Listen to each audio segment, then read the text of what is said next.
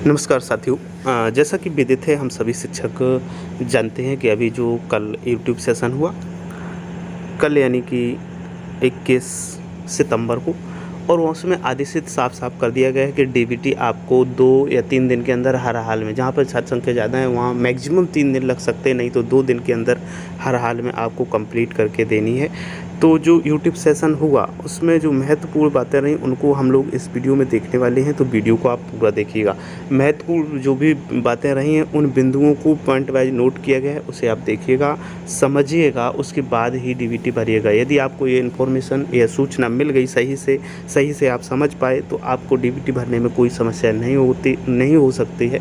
फिर भी यदि होती है तो आप हमें कमेंट कर सकते हैं, मैं आपकी हेल्प करने की पूरी कोशिश करूँगा। तो शुरू करते हैं। सबसे पहले यहाँ पर देखिएगा, आज डीबीटी के संबंध में यूट्यूब सेशन के मुख्य बिंदुओं पर हुई चर्चा। सबसे पहले बात है कि सहायक बिंदु डीबीटी कार्य करने हेतु प्रेरणा डीबीटी ऐप, उसके बाद में जनपद, उसके बाद में मोबाइल नंबर। तो प्रेरणा डीबीटी ऐप आपके पास सबसे पहले होना चाहिए, फिर जनपद होना चाहिए, यानी कि वहाँ पर जाने के बाद में जब आप जाएंगे जनपद और मोबाइल नंबर की, जो मोबाइल नंबर आपका रजिस्टर्ड है उसको वहाँ पर डालना होगा, ओटीपी वगैरह आएगा। तो ये इतना 3 पॉइंट लगभग सबसे पहले आपके पास होने चाहिए जब आप डीबीटी भरने जा रहे हैं। तो प्रेरणा ऐप अभी हालांकि प्ले स्टोर पर मुझे तो अभी सर्च करने में नहीं आया है, लेकिन इसका जो आपको कह सकते हैं एपीके फाइल है वो हम इस वीडियो के माध्यम से आप तक पहुंचा देंगे, उसका लिंक डाल देंगे, तो उसे आप डाउनलोड कर लीजिएगा। यदि वहाँ पे लिंक नहीं डल पाता है तो हम आपको अपने ग्रुप्स, जो हमारे व्हाट्सएप ग्रुप हैं, टेलीग्राम ग्रुप है, उन पर डाल देंगे, वहाँ से आप डाउनलोड कर सकते हैं। अब आपको क्या कार्य करना है, टू द पॉइंट देखिएगा, समझिएगा। नेक्स्ट बटन पर क्लिक करेंगे और यहाँ पर जाएंगे ओटीपी रजिस्टर्ड मोबाइल नंबर पर। इसके बाद में ऑटो रीड करके होगी लॉगिन, पिन बनाएं। इसके बाद में आपको पिन बनाना होगा, और या फिर नहीं बनाते, कुल मिला के आपको अपना मोबाइल नंबर डालना होगा, उसमें ओटीपी आएगी, आप ओटीपी फिल करेंगे।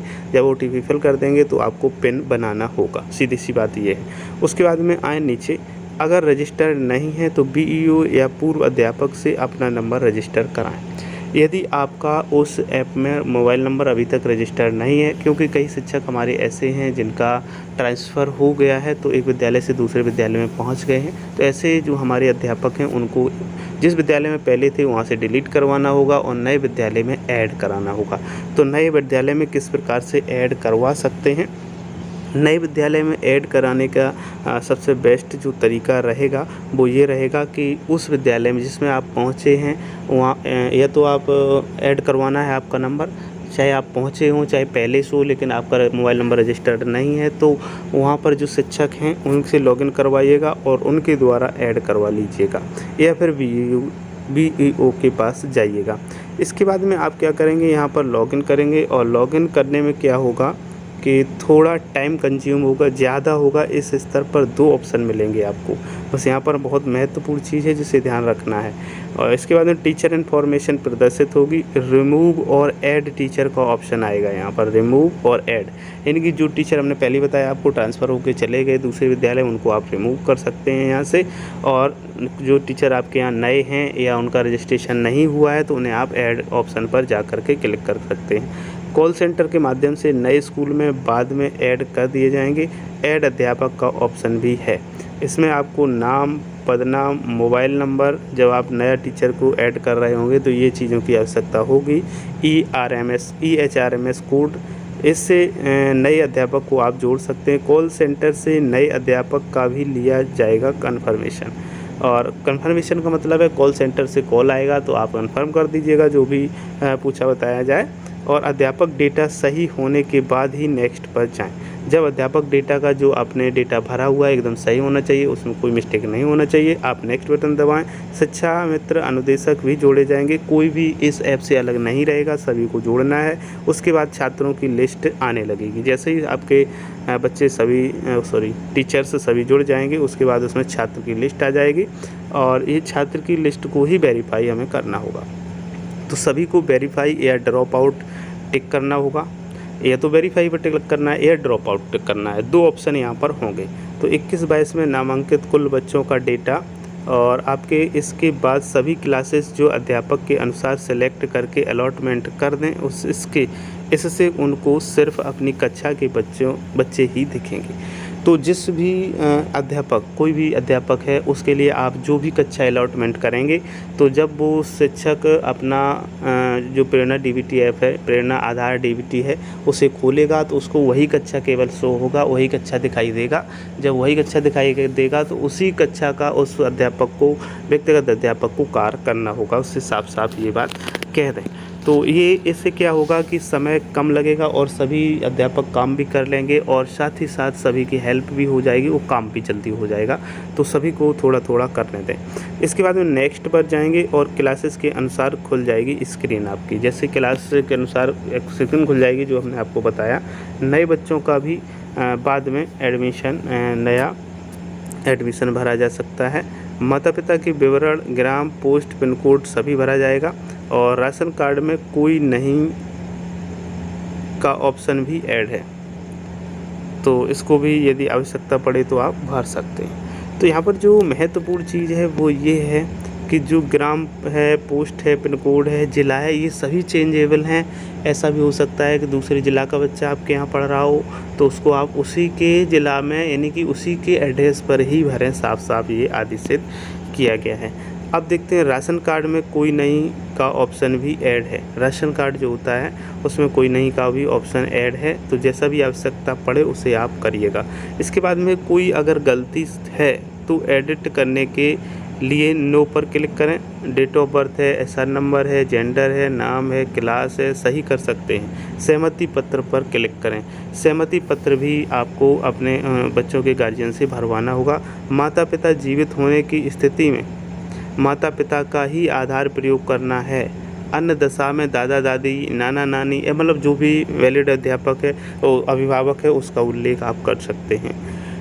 और इसके बाद में आपको ना होने की दशा में उनसे बनवाने की रिक्वेस्ट करें। ठीक है, यदि आधार कार्ड उनके पास नहीं है तो उनसे कहिएगा आप आधार कार्ड बनवाइएगा। बिना आधार कार्ड के आपका काम नहीं हो पाएगा। आपके अकाउंट में बच्चों के लिए जो पैसे आने हैं, स्वेटर, जूता, मोजा आदि जो भी है वो नहीं पहुंच पाएंगे। इसके बाद में एक छाया प्रति विद्यालय में रहेगी।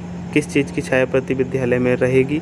ये आधार कार्ड आप ले लें उनके बच्चों के, गार्जियन के बच्चों की, जितने भी जो भी दस्तावेज आवश्यक होंगे उन सभी की यदि आपके पास कॉपी रहती है तो आप आवश्यकता अनुसार तब भी जब चाहें तब उसका प्रयोग कर सकते हैं। इसके बाद में आधार स्कैन कर सकते हैं। यदि आपको आधार नंबर फिल नहीं करना है आप स्कैन करिएगा, पूरा डिटेल ऑटोमेटिक ले लेगा। QR कोड लगा है, ओरिजिनल है तो फ़ोटोकॉपी आधार में लिख कर भरें। फ़ोटोकॉपी है यदि आधार की तो उसको लिख कर ही भरें, शायद वो डेटा सही से नहीं ले पाए। इसके बाद में आधार का नाम ही लिखें उसी तरह से। बिल्कुल जब आपको डीबीटी भर रहे होंगे, गार्जियन का डिटेल भर रहे हो या बच्चे का डिटेल भर रहे हो, एकदम सेम टू आधार से लिखिएगा। जैसे मान लीजिए किसी गार्जियन का नाम अरविंद सिंह है और उसके आधार में केवल अरविंद लिखा हुआ है तो आप उसका अरविंद ही लिखें। जो आपकी पंजिका में चल रहा है अरविंद सिंह वो बिल्कुल ना लिखें, क्योंकि आपको आधार के अकॉर्डिंग ही कार्य करना है। मोबाइल अभिभावक का। इसके बाद क्लिक हेयर टू वेरीफाई आधार पर क्लिक करना होगा।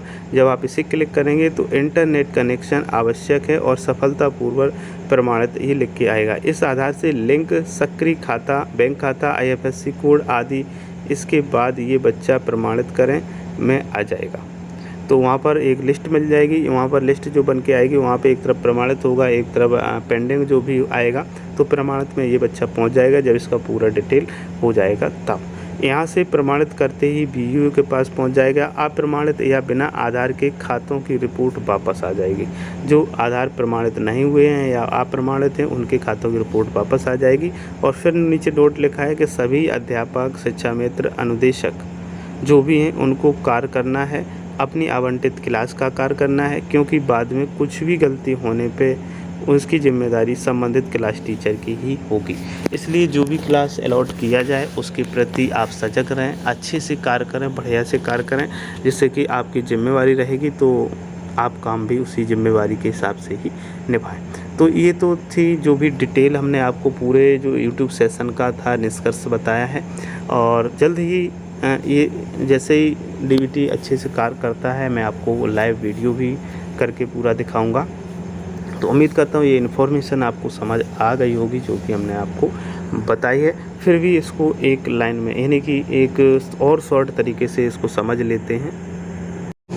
तो डीबीटी कैसे भरें स्टेप बाय स्टेप समझेंगे, और ये पॉइंट जो निकाले गए हैं वो 21/9/2021 के यूट्यूब सेशन के निकाले गए हैं। सबसे पहले आपको डीबीटी ऐप को अपडेट करना होगा या फिर इंस्टॉल करना होगा। यदि इंस्टॉल पहले से है तो अपडेट कर लीजिएगा।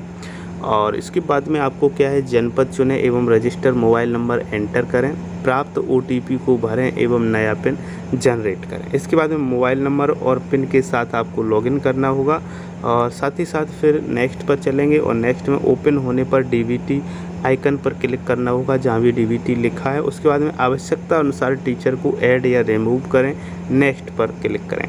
इसके बाद में प्रेरणा पोर्टल पर रजिस्टर्ड स्टूडेंट शो होंगे, अभी तक के स्टूडेंट को वेरीफाई करें और किसी कारण बस जो बच्चे अब स्कूल में नहीं हैं उन्हें ड्रॉप आउट करें। ठीक है, इस चीज़ को विशेष ध्यान रखना है। 2 बिंदु यहाँ पर मिलेंगे, एक वेरीफाई मिलेगा, एक ड्रॉप आउट मिलेगा। तो जो बच्चे किसी कारण से बाहर चले गए आपके विद्यालय से, इसमें यही लिखा है किसी कारण बस, तो उनको आप ड्रॉप आउट कर सकते हैं। इसके बाद में ड्रॉप आउट बच्चों को वेरीफाई नहीं किया जाएगा। यहाँ भी ये साफ किया गया है कि जो ड्रॉप आउट बच्चे उनको वेरीफाई करने की आवश्यकता नहीं है। वेरीफाई कंप्लीट होने के बाद आगे चलेंगे और जैसे ही नेक्स्ट पर जाएंगे तो आपको यूडाइस कोड सही से भरना है। स्कूल कैटेगरी चुनें, 2021-22 में नामांकित छात्रों की संख्या बॉयज़ गर्ल टोटल भरें व सेव करें, ये आपको भरनी पड़ेगी। और उसके बाद में class wise teacher wise allotment करना है, नेक्स्ट जाएंगे। उसके बाद में जैसे किस प्रकार से अलाउटमेंट करना है, एग्जाम्पल के तौर पर सेलेक्ट क्लास 5 किसी के लिए आप कर सकते हैं और स्टूडेंट डिटेल शो होगा उसी के आईडी पर। प्रत्येक स्टूडेंट का विवरण भरना है। एडिट ऑप्शन से न्यू इन्फॉर्मेशन को जोड़ सकते हैं, फिल, ऐड, विलेज, पोस्ट सब कुछ चेंज कर सकते हैं। जो बच्चे का रियल है वही आप भरिएगा। उसके बाद में ration card, APL, BPL, other, ये कोई भी आप भर सकते हैं जो भी उसका BPL है, जो भी राशन कार्ड है, चाहे BPL हो। APL तो सामान्यतः नहीं रहे हैं, BPL ही सभी के हो गए हैं, या फिर अंत्योदय होगा, या फिर ऐसा भी कोई हो सकता है जिसके पास कोई राशन कार्ड ना हो। अब इसके बाद में हम देखते हैं तो ये बच्चे का प्रोफाइल आवश्यकता अनुसार आप एडिट कर सकते हैं। छात्र का रिलेशन भरना होगा। उसके बाद में जिसका अकाउंट है उसका नाम आधार के अनुसार ही भरने, बकाया से कोई इतना लेना देना नहीं है। इसके बाद में अभिभावक का मोबाइल नंबर भरें, आधार को वेरीफाई करना होगा। वेरीफाई जब हो जाएगा उसके बाद में आपको बैंक इन्फॉर्मेशन को भरना होगा। बैंक इन्फॉर्मेशन में जो भी मांगी जाए आपके पास पासबुक होनी चाहिए, उससे ज़्यादा अच्छे से समझ आ जाएगा। और इसके बाद में आएंगे अभिभावक का मोबाइल नंबर, वेरीफाई, ये इतना काम हो चुका। IFSC कोड और अकाउंट नंबर भरना है। अंत में डेटा को सेव करते हुए वेरीफाई करना है। तो ये काम सब आपको करने होंगे, वेरीफाई करने होंगे। तो इस प्रकार से आप बहुत ही आसानी से DBT भर सकते हैं।